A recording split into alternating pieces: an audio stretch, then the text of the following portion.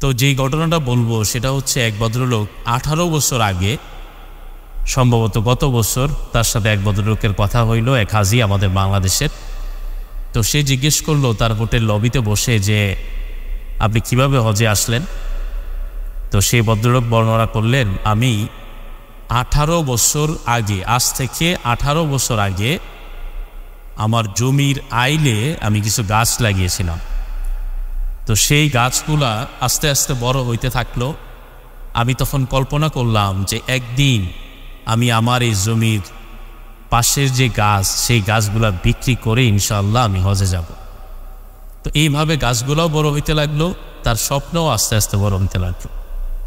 In the mean time দেখা গেল গাছগুলা যখন বড় হইতো, হওয়া অবস্থায় সমস্ত মানুষ ঘুমিয়ে থাকত, কিন্তু সেই ভদ্রলোক রাতে সেই গাছগুলার কাছে গিয়ে কান্না করত আর গাছগুলাকে আদর করে বলতো যে আমার স্বপ্নের এই গাছ বিক্রি করেই আল্লাহ তুমি আমাকে হজে যাওয়ার রাস্তা করে দিও।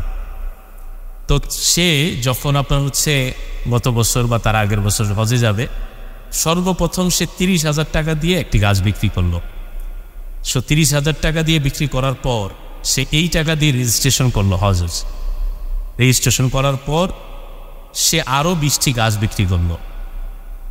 তারপরে আরও 20টি, প্রায় 40 বা 42টি গাছ সর্বসাকুল্যে সে বিক্রি করে সে হজের সফরে রওনা দিল। তো যখন তার সাথে কথা হচ্ছিল, তার ভিতরে যে ফিলিংস এবং তার ভিতরে যে আবেগ দেখা যাচ্ছিল, যে রব তাকে 18 বছরের এক স্বপ্ন পূরণ করার তৌফিক দিছে এবং সে এটা অকপটে স্বীকার করতেছে যে আল্লাহ তাআলা আমাকে হজে আল্লাহ তাআলার খাস রহমতেই নিয়ে এসেছে। তো এই ভদ্রলোকের একটা পার্ট যদি আমরা থিঙ্ক করি, অ্যানাদার পার্ট যদি কোনো এরকম অনেক শিল্পপতিও আমাদের দেশে রয়েছে, তার এত ব্যস্ততা যে তার এই ব্যস্ততাকে ফেলে রেখে সে যে হজ করতে যাবে এই সময় তার নাই। তার জন্য রাসূলুল্লাহ সাল্লাল্লাহু আলাইহি সাল্লাম যেই অত্যন্ত কঠিন বাণী বলেছেন যে ব্যক্তি সামর্থ্য হওয়ার পরেও হজে যাবে না, সে ইহুদি হয়ে মরুক অথবা নাসারা হয়ে মরুক, তাতে রাসূলুল্লাহ সাল্লাল্লাহু আলাইহি সাল্লাম বলেছেন যে তাতে আমার কিছুই আসে যায়।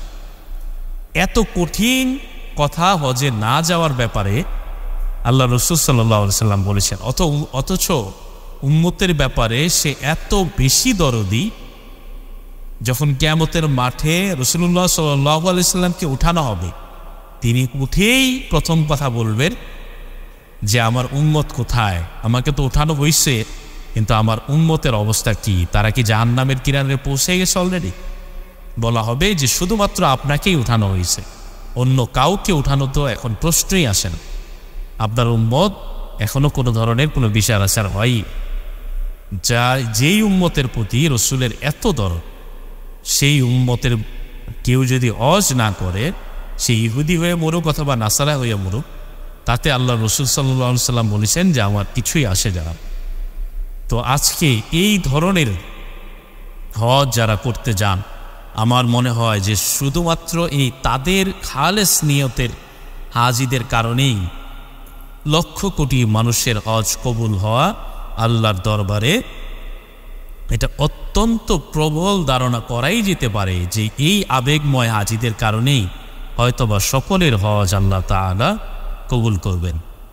তো আমরা এই ভিডিও থেকে একটা মেসেজ দিতে চাই যে যারা হজের উপযোগী হয়ে গেছেন তারা হজটা যত দ্রুত সম্ভব করে ফেলবেন। আল্লাহ তাআলা আমাদের সকলকে হজের সময় হলেই হজ করার তৌফিক দান করুক এবং উমরার যদি সুযোগ থাকে উমরাতে যাওয়ার তৌফিক দান করুন। আমিন।